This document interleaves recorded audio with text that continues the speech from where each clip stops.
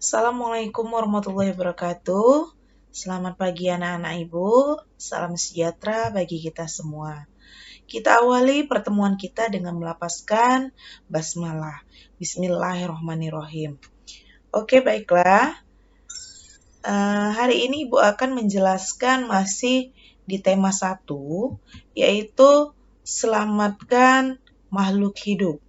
Masuk pada subtema 2, hewan sahabatku, dan pembelajaran 1 ini memuat muatan pelajaran yang terjaring, yaitu muatan pelajaran IPA, IPS, serta bahasa Indonesia. Di muatan pelajaran IPA yang akan kita bahas tentang perkembangbiakan hewan, di mana perkembangbiakan hewan ini terbagi menjadi 3, yaitu ovipar, vivipar, serta ovovivipar.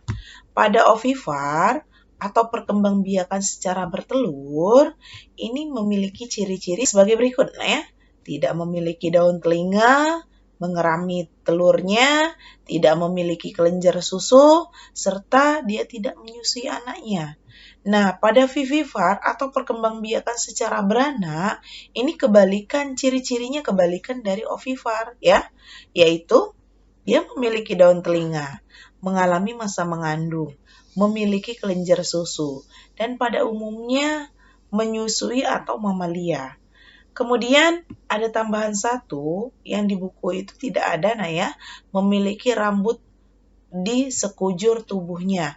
Bedakan rambut dan bulu, Kalau pada burung itu bulu, Kalau rambut itu pada hewan seperti kucing, sapi itu rambut, Oke, untuk ovovivipar, atau perkembangbiakan secara bertelur dan beranak.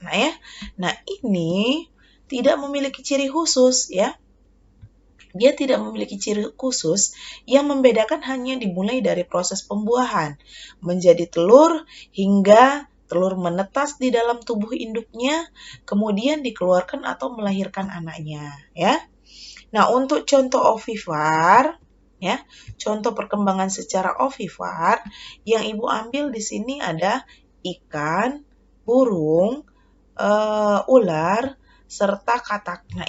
Bisa kita lihat di sini dari gambar ini ada beberapa ciri yang dimiliki ovipar. Contohnya apa? Tidak memiliki daun telinga. Lihat, tidak ada daun telinga.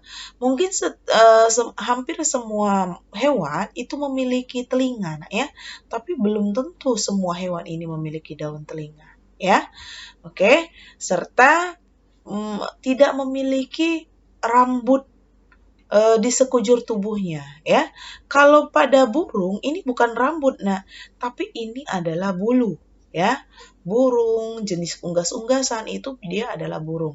Maka hewan ini dikategorikan berkembang biak secara ovipar, Kemudian untuk contoh perkembangbiakan secara vivipar, yang ibu ambil contoh di sini ada sapi, kemudian ada singa, Bisa dilihat di sini ada ciri-ciri vivipar. Apa itu? Dia memiliki daun telinga, dan memiliki rambut-rambut halus di sekujur tubuhnya, serta mengalami masa mengandung dan melahirkan anaknya, dan juga memiliki kelenjar susu, Nah, ada dua lagi yang ibu masukkan di sini, yaitu lumba-lumba dan paus, Ini sering salah, Kita sering menyebutnya ikan. Padahal ini bukan ikan, Ini apa? Ini adalah mamalia. Kenapa dikatakan mamalia? Karena ciri-cirinya yaitu dia memiliki kelenjar susu dan melahirkan anaknya, Pernafasannya, dia bernafas dengan paru-paru, sehingga hewan ini dikategorikan sebagai hewan kelompok mamalia. Nah, keempat contoh ini ciri-cirinya ada pada kelompok vivipar atau hewan yang beranak, Kemudian perkembangbiakan secara ovovivipar atau keduanya, bertelur dan beranak, Nah, yang ibu ambil di sini contohnya adalah kuda laut, kemudian ada ikan pari. Nah, kita bisa lihat di sini dia sedang melahirkan anaknya, di mana telur-telurnya ya, sebelum dilahirkan itu disimpan di dalam kandungannya nak ya, di dalam perutnya ya nak. Nah setelah dia menetas baru dikeluarkan ke dunia ya. Kemudian pada muatan pelajaran IPS kita akan belajar tentang kondisi geografis negara-negara ASEAN. Yang pertama itu Thailand ya. Thailand letak astronomisnya 5 derajat lintang utara sampai 21 derajat lintang utara dan 97 derajat bujur timur sampai 106 derajat bujur timur. Thailand berada di daerah tropis, cocok untuk pertanian. Sebagian besar wilayahnya dataran tinggi, wilayah dataran rendah ini terdapat di sekitar Sungai Chao Phraya ya. Wilayahnya subur, terdapat gunung berapi dan lembah sungai. Dengan potensi tersebut, Thailand kaya akan hasil pertanian, perkebunan, hasil hutan. Contohnya, padi, jagung, tebu, umbi-umbian, dan kayu. Kemudian negara selanjutnya, negara Malaysia, nah ya, yang terkenal dengan negara menara kembarnya, nah ya. Letak astronomis negara ini 1 derajat lintang utara sampai 7 derajat lintang utara dan 100 derajat bujur timur sampai 119 derajat bujur timur. Sehingga Malaysia beriklim tropis. Musim hujannya itu terjadi di bulan November sampai Maret ya. Malaysia bagian barat ini berupa pegunungan rendah, Malaysia di bagian timur yaitu pegunungan yang menjadi rangkaian pegunungan Sirkum Pasifik ya. Kemudian, perekonomian utama didukung dari sektor pertanian dan perkebunan. Contoh hasilnya ada padi, karet, kelapa, dan lada hitam. Kemudian negara selanjutnya, ini negara Singapura ya. Nah, letak astronomis negara ini 1 derajat 11 lintang utara sampai 1 derajat 28 lintang utara dan 103 derajat 38 bujur timur sampai 104 derajat 5 bujur timur. Singapura adalah negara dengan luas yang kecil ya. Untuk memperluas wilayahnya, Singapura telah melakukan reklamasi pantai ya, menjadikan hutan bakau ya dijadikan menjadi daratan ya. Singapura telah menjadi pusat perdagangan di kawasan Asia Tenggara. Dengan berbagai sarana prasarana modern, Singapura juga menjadi negara pelopor industri di kawasan Asia Tenggara. Selanjutnya ada negara Filipina ya. Letak astronomis negara ini 4 derajat 40 lintang utara sampai 21 derajat 20 lintang utara dan antara 116 derajat 40 bujur timur sampai 126 derajat bujur timur. Filipina merupakan negara kepulauan yang terletak di tepi barat Samudra Pasifik. Wilayah Filipina dilalui jalur pegunungan Sirkum Pasifik sehingga banyak gunung api yang aktif. Perekonomian Filipina ini didukung dari sektor jasa, namun bidang pertanian, kehutanan, dan pertambangan juga ikut mempengaruhi. Filipina termasuk penghasil kayu potensial. Jenis kayu yang dihasilkan antara lain kayu cedar, kayu pinus, dan mahoni. Nah ya, lanjut negara berikutnya, yaitu negara Laos. Letak astronomisnya 14 derajat lintang utara sampai 22 derajat lintang utara dan antara 100 derajat bujur timur sampai 103 derajat bujur timur.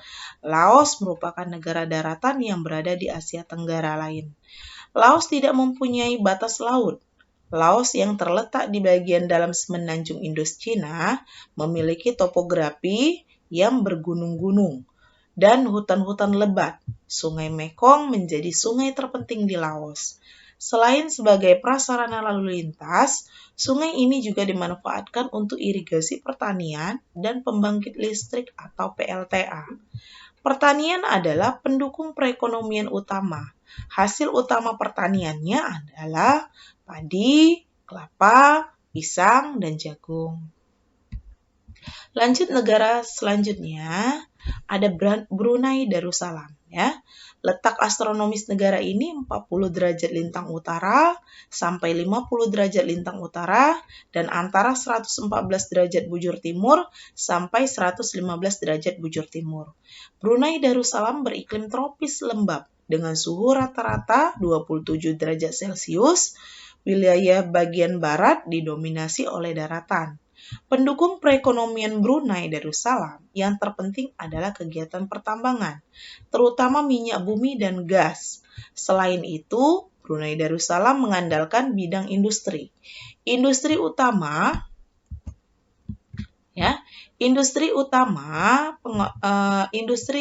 adalah industri pengolahan minyak, gas alam, cair, dan konstruksi.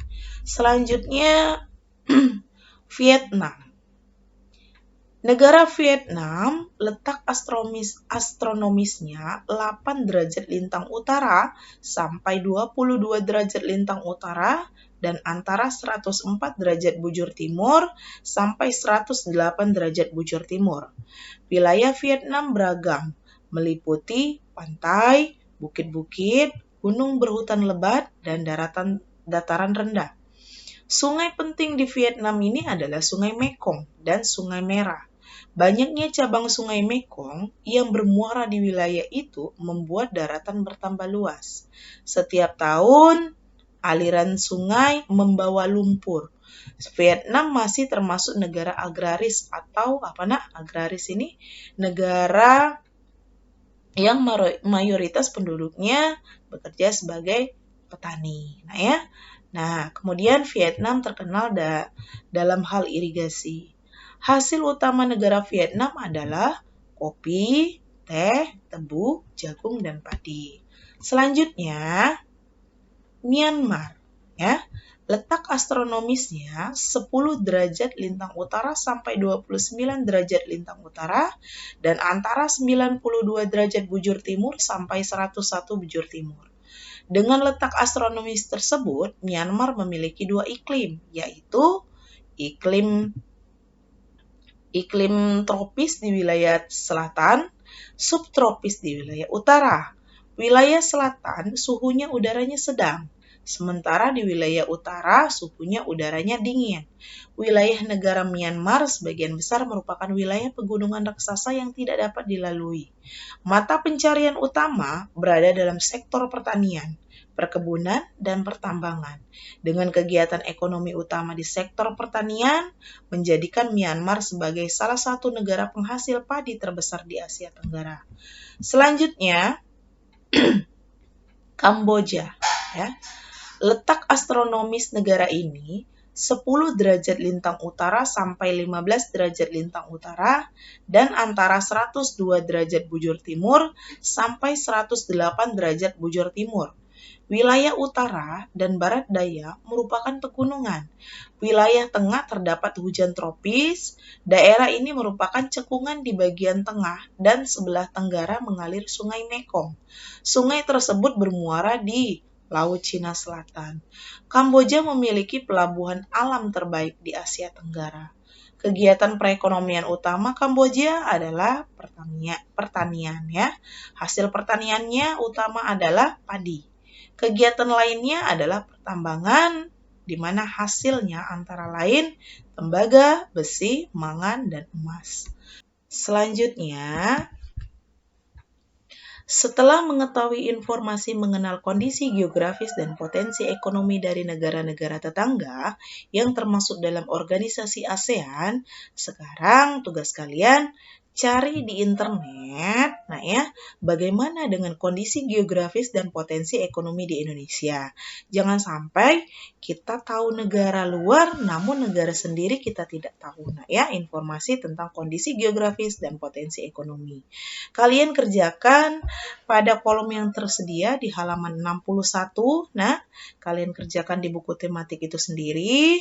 Kemudian, selanjutnya pada muatan pelajaran bahasa Indonesia, kita akan mengulang tentang ide pokok paragraf. Apa itu ide pokok paragraf?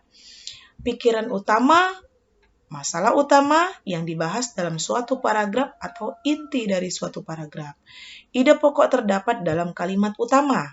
Kalimat utama itu adalah kalimat inti dalam suatu paragraf yang menjelaskan atau yang dijelaskan oleh kalimat-kalimat penjelas. letak ide pokok paragraf ini bisa pada awal, di akhir, atau bahkan keduanya. Nah, tugas kalian, coba kalian buka halaman 63. Ya, di halaman 63 ada dua kolom yang tersedia. Yang pertama judulnya pentingnya hewan bagi kehidupan manusia. Kemudian ada usaha manusia untuk melindungi hewan langka. Ini tugasnya apa? Kalau kemarin kita mencari ide pokok dari suatu teks, atau dari suatu paragraf yang sudah disediakan, sekarang kita membuat paragraf di mana paragraf tersebut terdapat ide pokok, ya. Boleh di awal, boleh di akhir, atau di keduanya. Kerjakan di buku tematik kalian. Ibu cukupkan materi yang Ibu jelaskan hari ini. Semoga materi ini bermanfaat. Ibu akhiri dengan melapaskan hamdalah. Alhamdulillahirrabbilalamin. Wassalamualaikum warahmatullahi wabarakatuh.